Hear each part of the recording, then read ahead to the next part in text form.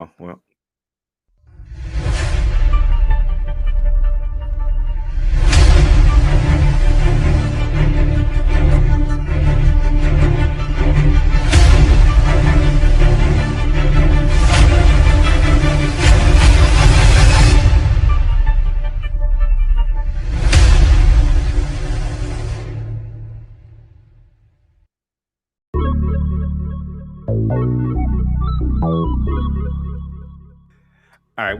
All right, fine. I'll be a gracious host. How you doing?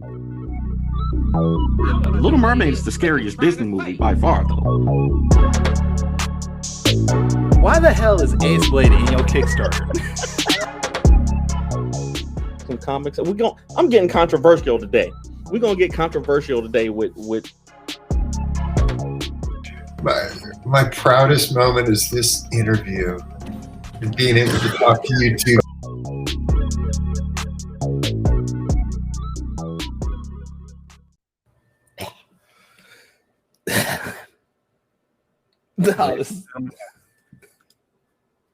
You okay? Are you all right? No, I'm not. What happened? I got my wife's tea. Her tea is disgusting. I thought I got the tea I normally get, but I got her. It's like a ginger root tea, and it has pieces of ginger in it. It's disgusting. You got to deal with it today. It's too late to change. You got to drink the whole thing. Oh. All right, ladies and gentlemen, children of all ages. I was gonna let you roll on that and see how much you could actually do. I can't do it. All right, I'm all right. I'm good. Ladies and gentlemen, boys and girls, children of all ages, Taurus Comics in collaboration with Fourth Wall Production respectfully brings to you the 60th episode of the Four Tales podcast. I'm your host, Kyrun Silver from Taurus Comics. Across the way is the Mauve maker of Ace Blade, Danny J. Quick, and together we are your two award-winning blurred comic creators here to help you find your next favorite comic. We are live on the Ages of Geekdom network. That is Twitch, Twitter, Facebook, YouTube. So if you're listening or watching us live, thank you for your support. But don't forget to like, subscribe, share, review this podcast and all our podcasts, because all your positive reviews and interactions help us reach a bigger audience. Yeah, it's still stuck in my mouth. That's true. And hey, if you wanted to, if you're on Facebook, you can support Danny J. Quick by sending him stars. Stars help him earn money to make more content. I don't know how to turn that off. It happens. I aggravated it one time for one stream. Yeah. And now I don't know how to turn it off. Every time I go live anywhere on Facebook, it just pops up. Well, I got the notification yesterday that I can earn stars now too. There we go.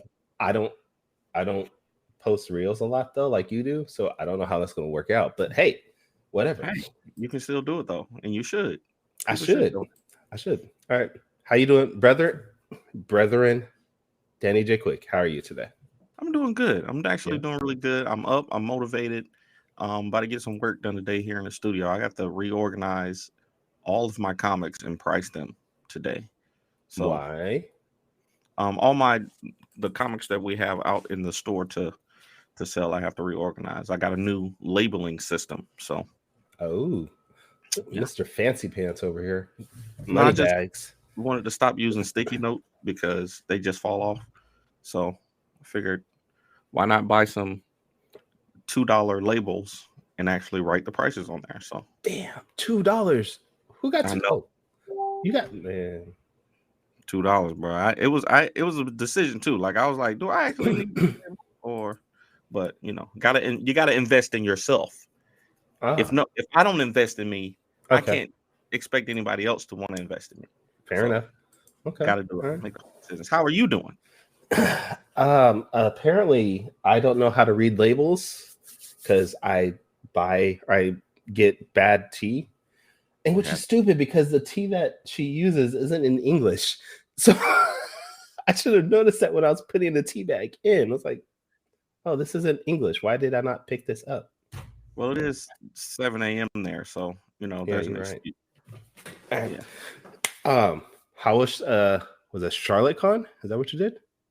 Yeah, Charlotte MiniCon was good last week. We were off last week, last weekend because we both had shows, and It was fun. It was fun. We went out there. We caught up with some good people that we haven't seen in a long time, and it was fun. We had a good time. How was your show? Fresno Anime Gaming Expo was fun. Javon says, first thing I hear when I log on is teabag. Slowly backs out of the podcast. Hey, if you're not into teabag, I can't help you. I mean, that's something I think is fun for everybody. Like personal problem to me. I mean, I don't know. But yeah, I had a great time at Fresno, which is actually did fairly well. Definitely came back with profit, which is always good. And came back with some back pains because of the bed I slept in was not the most comfortable bed. And yeah, but I'm all right. I'm good. Hopefully that back pain goes away. I have chronic back issues, and I definitely empathize with you there. Apparently it comes from getting older, is what I've been told. Yes, and not working out. Okay, that too. But to the children out there, don't get old, and you'll be fine. Yeah, stay young forever. All right, let's stop wasting some time because we have a writer and inker who is apparently freezing his butt off in his garage. So let's get him on so we can get him out. No, he's not. Okay. Let's introduce the man, the myth, the legend that is Shaun Barbour. What's going on, Shaun? Not a whole lot, man. I had to move to a different part of the house so I could get that reception because we had that dodgy stuff beforehand. Oh, wait. Hold on. I forgot to do something. I forgot I did something. There we go. Okay. Oh, wow. Oh, there we go.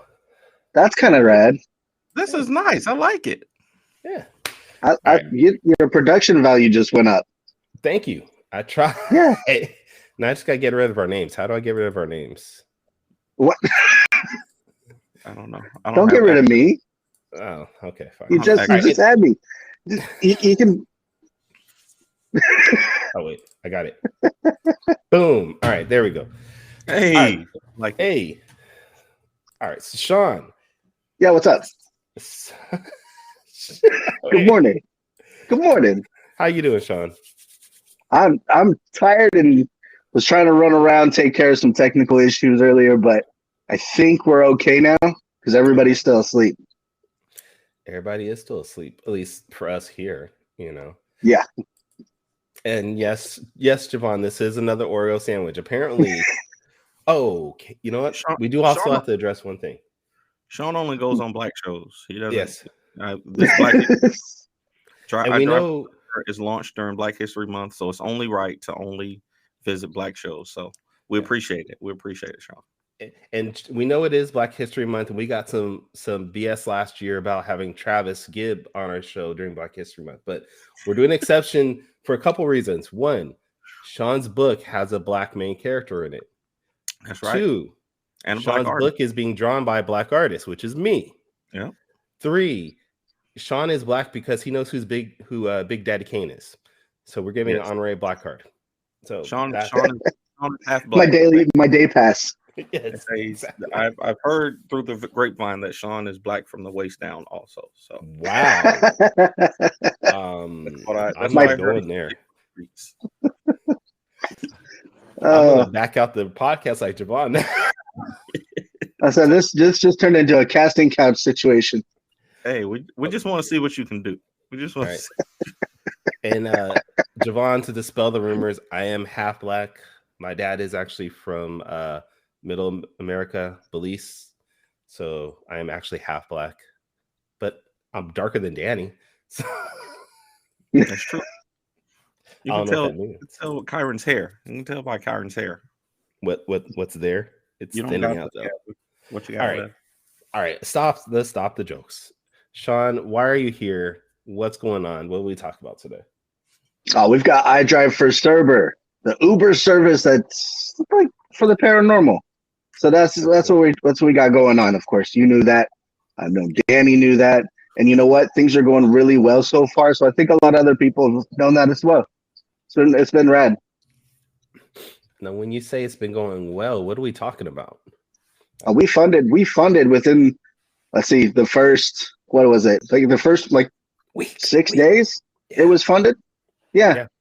We're sitting at what 11 days now, and we just hit $4,500. So that we already passed our first stretch goal, and we're on our way to our second one.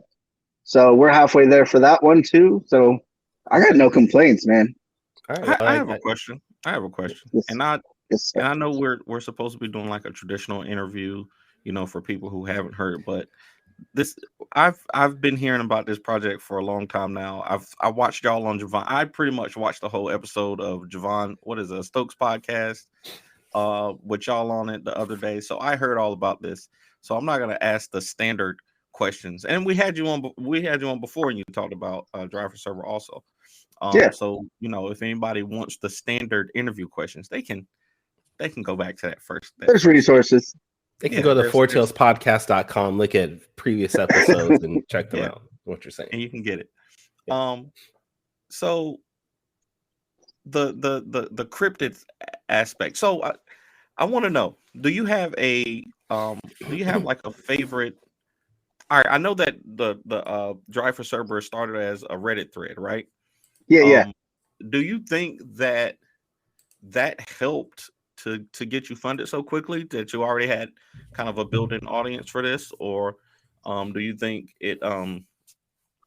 just the natural curiosity of what it was kind of sparked that quick funding? I want to say it's probably a blend of that, but a real big thing early on in, like, say, the marketing push that I was doing like the month beforehand. I reached out to some of the key people that were involved in creating it and doing different things within the universe. So this whole story has its own universe already with fan fiction, and it has audio narration. It has stories that other people write that take place as part of what they're calling the worst verse.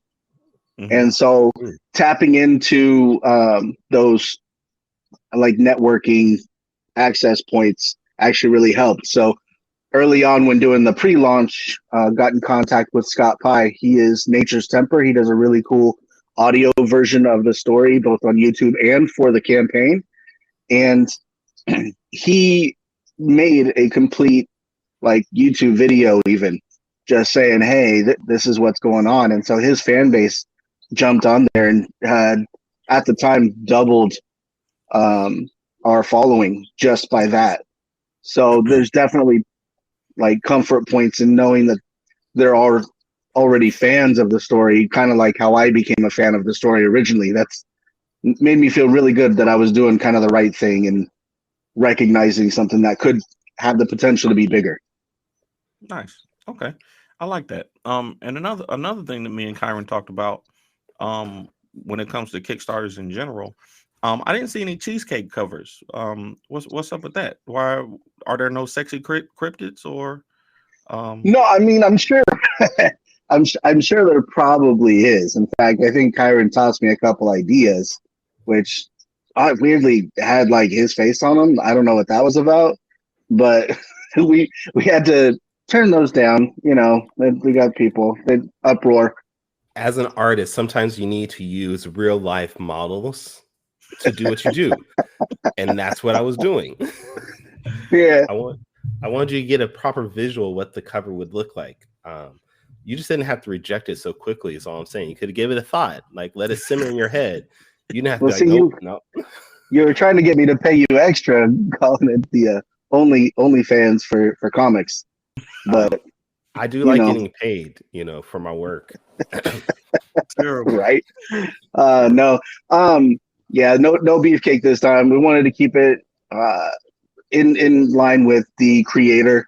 Kind of referred back to them on quite a few things as far as some basic character design that they envisioned in their head. And one of the things that was pointed out was that we wanted to keep the proportions of people respectable and more accurate out there. So I want to give a good portrayal of how people are out in the world, so more people can identify it, not just a certain group of people. Or want to be more inclusive. Okay, for sure. So I I know Kyrun usually heads the interviews, but y'all have been talking all week, you know, for the past month about this book. So, is that my head? What is that? That's new. That's new. Okay. Okay. Now I forgot what I was gonna ask. You literally just threw me off. What was I about to ask, Kyrun? What else has he got going on? Link, actually. I was trying to put that one up. Go ahead. Oh man. Jeez. Okay. So the story part of I Drive for Cerber. Can you tell me how this, without giving it away? Can you kind of describe the story of it? And I know it's a cab service for the supernatural, but is there more of a is there a kind of a through line with the main character and how he brings the outside audience into this world, or is it, are we just kind of thrown into it at a certain point? What's the inciting incident to get the story going? Well, I would say like the cryptids and stuff, the creepypasta characters that make an appearance in the book also act as kind of like a vehicle for the story, so to speak. Jim, he has been really down on his luck, and he took this job to try to make ends meet, and turns out it pays really well. But in doing so, I will give away some stuff because it exists, and I want people invested.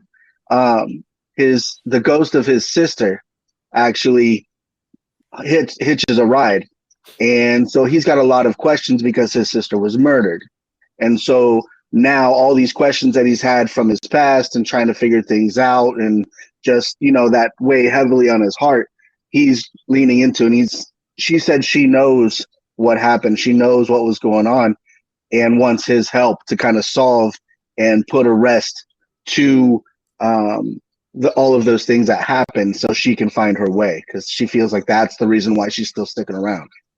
But oh wow, through all that, she faces off with a bunch of those. Yeah.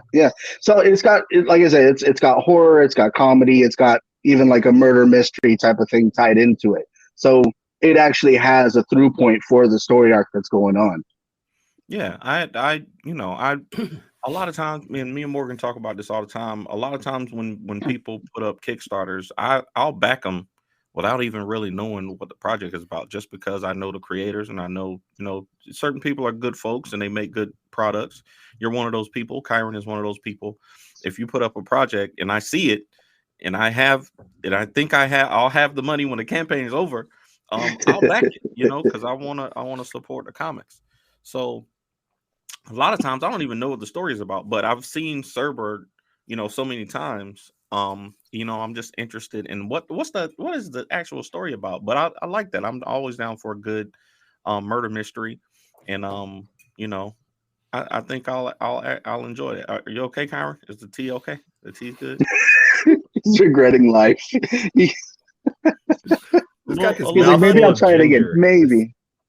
This is a mouthful of ginger, I'm just crunching on it. It'll make your back feel better, though. Oh, thanks. Yeah, you'll be all right. You'll be all I'll say that's supposed to be a palate cleanser, so you're getting the full taste on the next sip. Yeah. All right, so we've all know now that you found this as a story off of Reddit. Yeah. Have you found other stories or other features on Reddit or other locations that maybe you thought I could possibly turn this into a comic also, or has it just been Cerber at this point? It's just been Cerber at this point. It has a lot of potential for growth, and so I didn't want to put more on my plate than I can handle with trying to adapt it and getting people to work on the book. Plus, I have another comic kind of on the back burner that I wrote completely myself. It's not an adaptation or a co-writing type of situation. So this is my baby step. This is my step up in trying to develop into a more, I guess, a one-stop shop for comics and trying to be valid in the community and stuff like that. But you and Danny J. Quick just taking everybody's jobs. No, I think the reason, the catalyst for me is because there's so many cool people that I actually really want to work with. So I want to be able to fill shoes that people I want to work with don't fit, so I can incorporate their talents and kind of showcase them. And that's one thing I really like doing is showcasing other people's abilities. That's why even like yourself, like you get pretty much free reign to do the artwork, and I very little input on a lot of that. So I'm just happy to see you guys do your thing. I like that explanation. I'm going to use that. You also, both you and Danny didn't realize when I don't draw the faces on the character, so I appreciate that. Like you guys just totally forget. Well, one of the characters doesn't have a face, so you got off easy on that one, bud. I love it. All right. Well, you brought it up. What is this other story that you have on the back burner? I mean, we're Danny's teen spoiler, so feel free to talk about it. Sure. That one's going to be like a psychological horror that takes place in the early 1900s at an old asylum. And a guy gets sent to the mental asylum, and he feels that he has unjustly been sent because they used to just send people for whatever. But while he's there, he starts seeing things and hearing things and going through some of the experiences with the other inhabitants of the asylum. And something's just not right. But there's some pretty horrific things that they did to get there. And he's got to go through and finds out that there's some sort of a supernatural force behind all that. He's got to make it out. But is it really happening? That's the question. So it's pretty safe to say that you're not a very upbeat, cheery guy when it comes to making comics at this point. I mean, we talk about Belial is dark humor. You got Cerber and this other book you're now mentioning. I don't see any like Care Bear type stuff or DuckTales or anything wholesome. Well, I feel more comfortable in things that make people uncomfortable, and that's just because that's what I like. That's what I've known more growing up. My comfort zone aligns itself with chaos rather than something that's running smooth. If something's going smooth, I'm not comfortable. And so these are stories that are genuine to me that I feel like I can tell because that's where I feel comfortable writing or involving myself in the processes. Okay. I just want to keep it genuine. You know what I mean? I'm not trying to be anything I'm not or represent anything that I didn't go through. I think people appreciate that. But I think most people appreciate, an authentic creator and not just like, that's why I don't step outside my comfort zone. Everything is all superhero fantasy stuff. Anything outside of that, I have no knowledge on. So I think people will appreciate you doing what you feel most comfortable with and not trying to be something you're not. Danny has this weird look on his face, like he smells poop, and it's confusing me. Maybe he can taste your tea now. I don't understand why my wife thinks it. I was trying to share the stream out to other places, but it's like an event page now instead of a regular stream. It's really weird, but it's technical issue. Always technical issues. That's cool though. I think you gotta have there's something for everybody, right? We always talked about how comic books are such a versatile platform because you can tell all kinds of stories through comics. Like I really think comic books are the purest, are one of the best forms of storytelling because it's a perfect merger of story and art, right? Yeah. You can't smell it, you can't hear it, you can't hear it, you can't experience it like a movie, but at the same time, all you need is the picture, you need the images, and you need the words. That's all you really need to tell a story. And comic books have lasted 100 years now because of that. Even every year they say the comic book industry is dying, but there's more and more comics being sold and more types of books coming out. So you can do books like The Walking Dead, which will be successful, and then you can do books like Superman and Batman, which will be successful, and then you can do My Little Pony, which will be successful, and then you can do Batman. What was the one with the knights? Where they, I forget what it was called, what Tom Taylor did, where they were all back in medieval times or whatever, and it all works because they, comics are just a pure form of storytelling. Well, let me go back just a second too, because you said the comics can't be heard. And one of the cool things I think that we did with this campaign is there is like an audio visual experience that is available. And and it was basically to pay homage to all the people that were involved in getting in on Cerber before myself. So it's like the prose version of the original story, but it's told by Scott Pye, Nature's Temper, and he gave me the audio and gave me permission to use it as well, to go with the comic. And so what we're doing is taking out all of the word bubbles, all the speech balloons and narration in there, and I'm going to have it available so people can actually follow along with the audio from that story. And so it's just a way of incorporating the whole community of people that have been involved with Cerber from the beginning. Nice. I like that. Now you do have a stretch goal that's also going to add some other audio to the rewards. Is that right?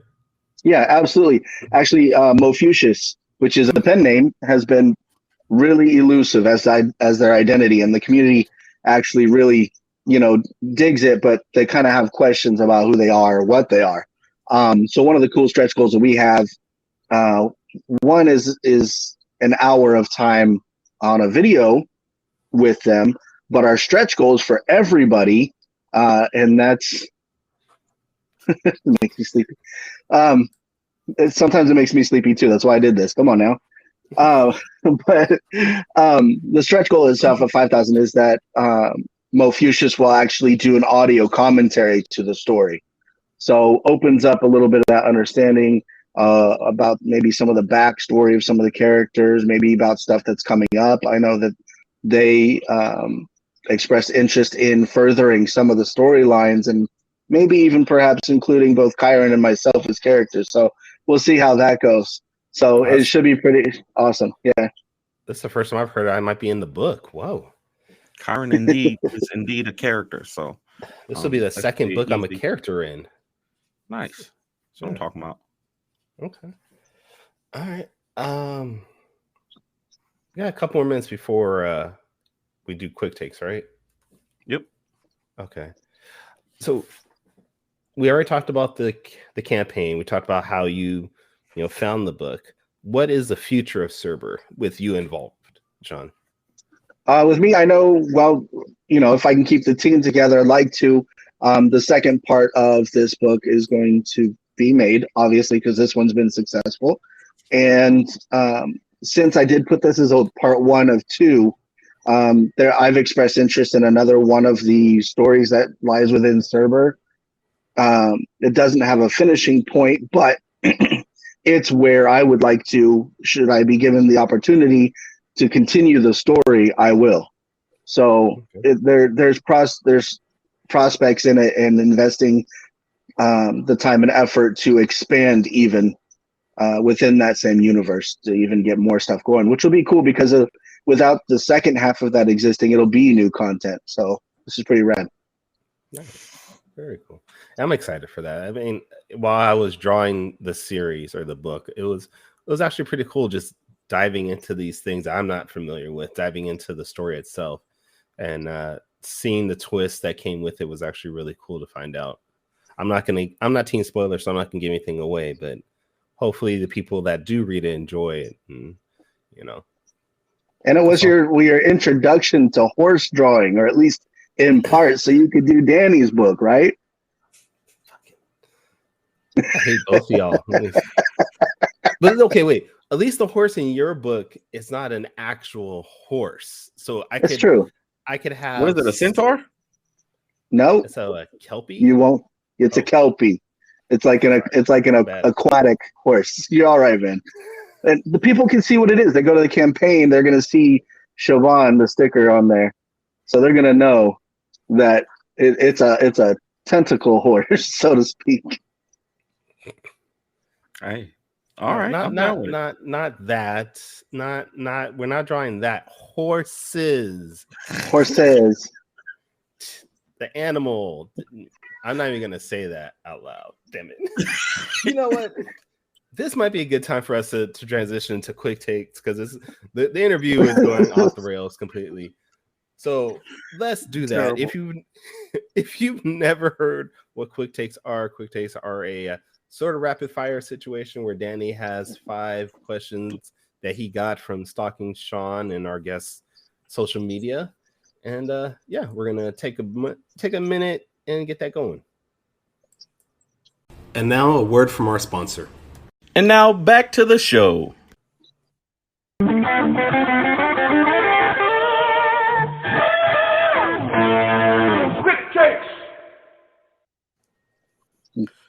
Do people tell you kind of look like Vincent D'Onofrio?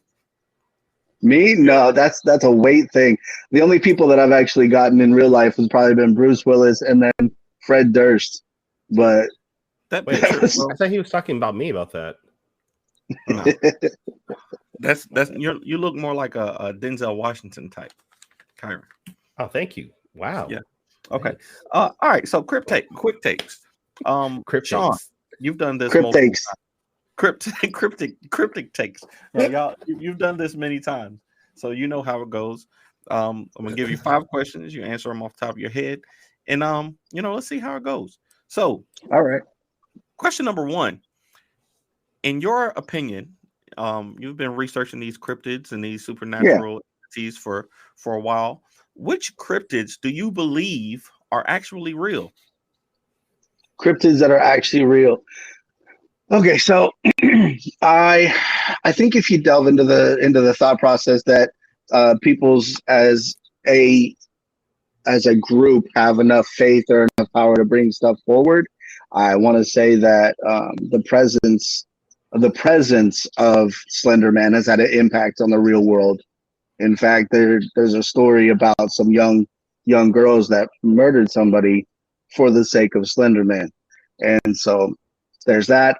You also have the possibility of the rake, which is out there, and if you look it up, there's supposed to be some real life pictures of the rake. It's a long, tall, slender, glowing eyes type of creature.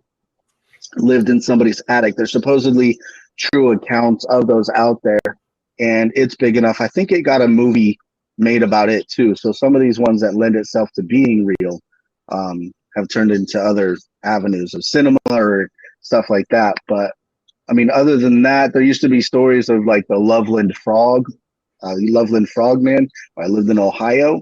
That was an interesting story, and I don't know. I think I like to not close my ears or my eyes to the possibility that there's more out there, especially with people or like things like people talk about aliens. Aliens are cryptids.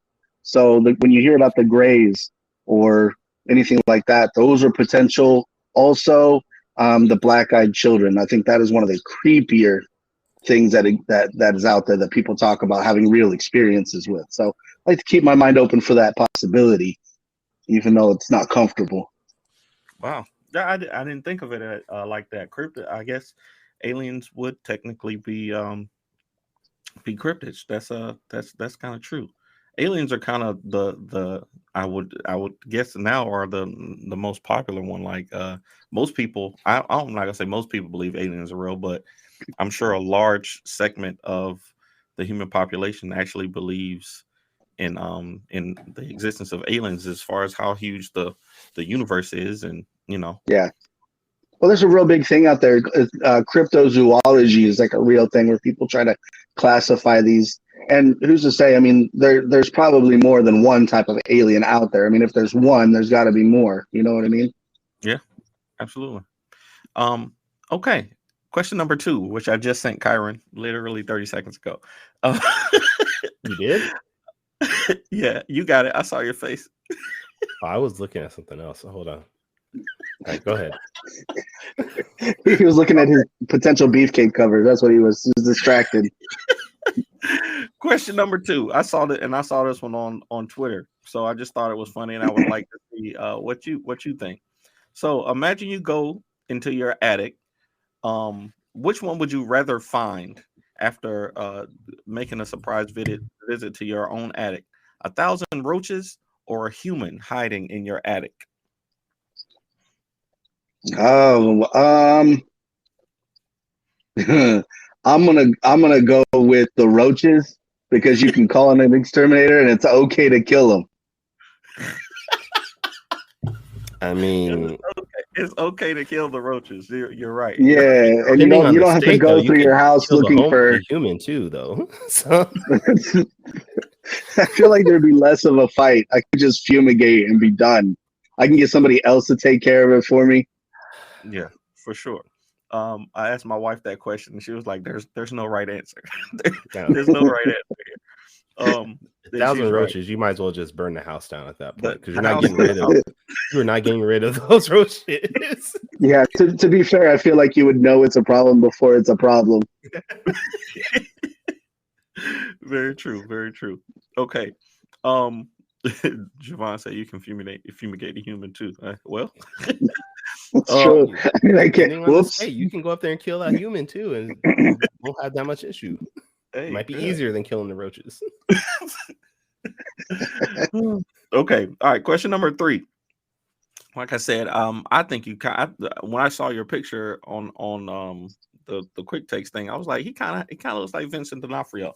And I did see you posted a couple memes about Vincent D'Onofrio.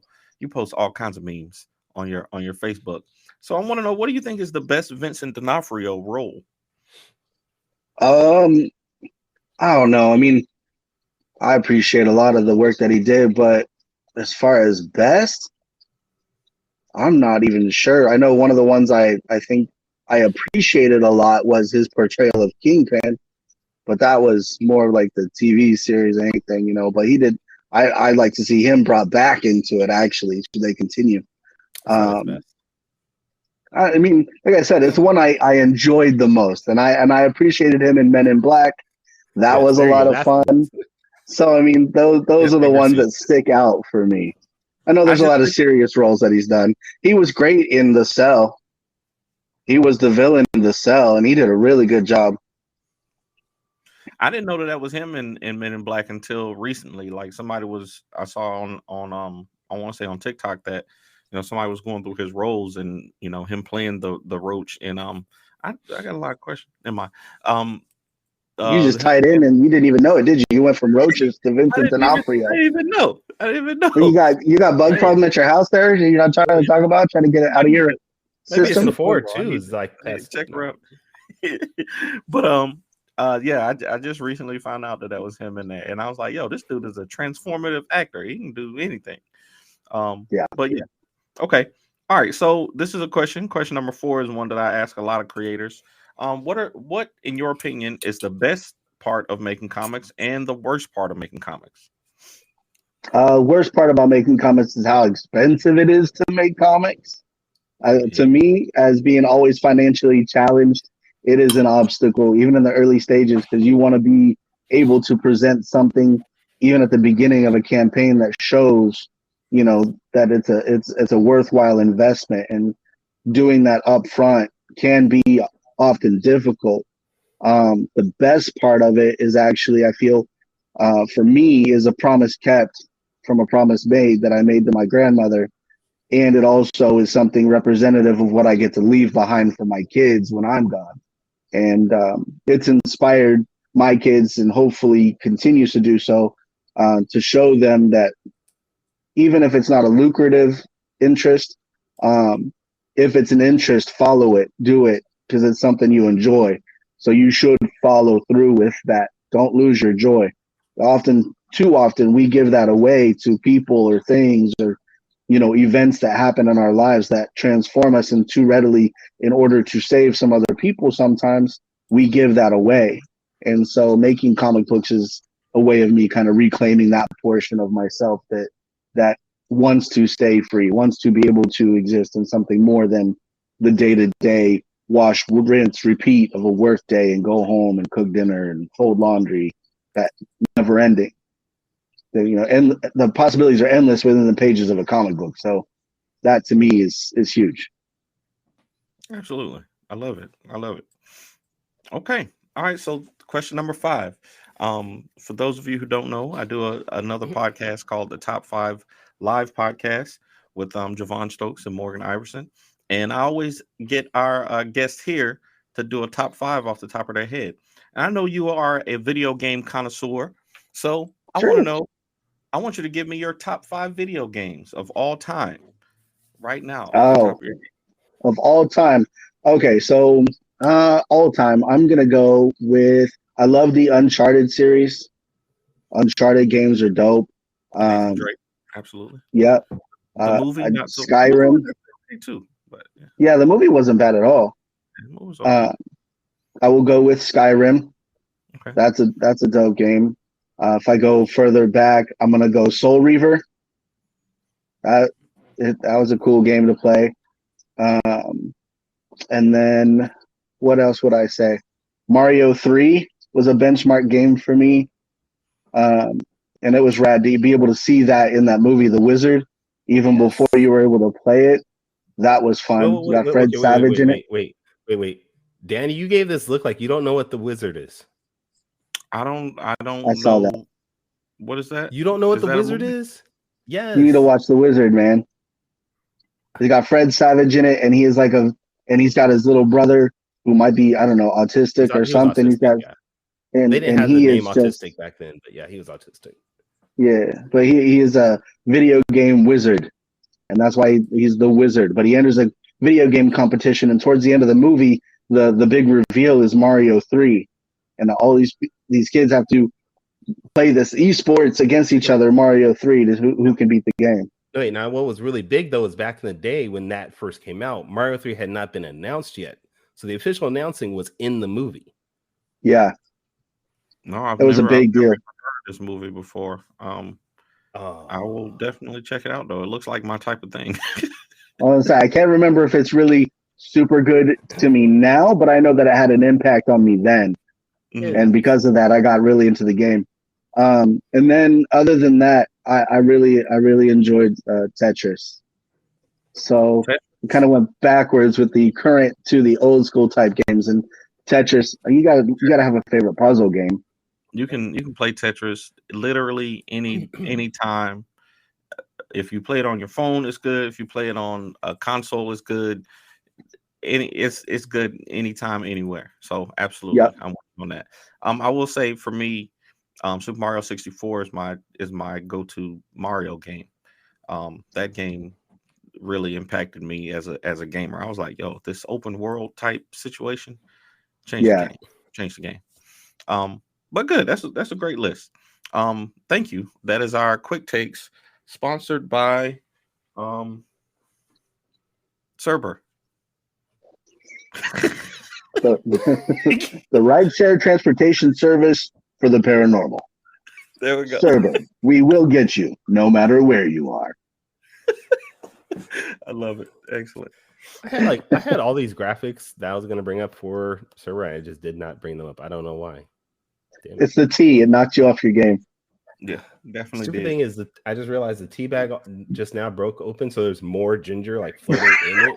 I'm like, I'm not drinking this anymore. This is dumb. Nobody likes a tea bag that's broke open. Yeah, that's gross on multiple levels. All right, Shaun. End of the show. I'm just wondering if Javon's still watching now and just listening to this part. He's like, too many. Yes, he is still watching. I do like saying teabag. All right, Shaun. End of the show. We want to make sure everybody gets your full pitch and goes to your website. So give us your pitch about what Cerber is. I'm going to give you the floor. Hold on 1 second here. If I can find you. Maybe not. Where'd you go? Oh, there you go. Right here. Here I am. Right. All right. So Cerber is about Jim, and he's down on his luck, and he just found himself with a new job opportunity. And he finds out that it isn't exactly what he thought it was. It is a ride-share service for the paranormal. And now, not only does he have to deliver his passengers safely, he also has to survive the night. And what's more, now he's got to figure out that there's a mystery that needs to be solved from some ghosts from his past. And that's Cerber. Awesome. And outside of Cerber work, can everybody check out your works, your other books, things like that? Sure. You can find me on Instagram and on Twitter, I believe, is Instinct Comics. You can find me on TikTok as Instinct. You can find me on Facebook just as myself, Shaun Barbour. And if you're interested in anything that I've worked on previously, I do have a store, instinctcomics.com. And right there, you'll be able to see there's all the rewards from the previous campaigns for Belial are there, along with some pretty fun stuff, including a 12-page preview, I should say, of iDrive for Cerber. So if you're interested in dipping your toe in the water before even checking out the campaign, you can do that there as well. All right. And Danny, where can people check out your work? If you want to find me, the best place to go is fourthwallpros.com. If you want to find me on social media, it is at the Ace Blade on all social media platforms. Kyrun, where can people find you? You can find me at my website at tauruscomics.com. You can check me out on Twitter, Tumblr, Instagram, OnlyFans, Facebook, and OnlyFans at Taurus Comics. And if this is your first time checking out the Four Tails podcast, go back to our website. It is fourtailspodcast.com. You can go and check out all our previous episodes, listen to some of these other crazy things we've done. And hey, if you want to, you can maybe support us by buying some merchandise like these amazing t-shirts featuring Danny J. Quick's head on it. I don't know. I'm gonna get one of You might get one of those. All right. let me scan the QR code. Hold on. but you got to get in on that with the quickness. Yes. Otherwise, you'll miss out. All right. But that is it for today's episode. Join us next week where we are going to have writer Greg Anderson Alisi on the show. We're going to talk about his book and one of my favorite books. It's none of the Were Spider. Where I'm not going to go into these comments now. So we're just going to end the show because, wow. All right. Anyways. Next week, Greg Anderson Alisi's on the show. If you want to, make sure tomorrow you check out the Geek Council from the Agents of Geekdom. It is at 6 p.m. Pacific, at 9 p.m. Eastern. But until next time, sayonara, goodbye, and please take care of yourselves.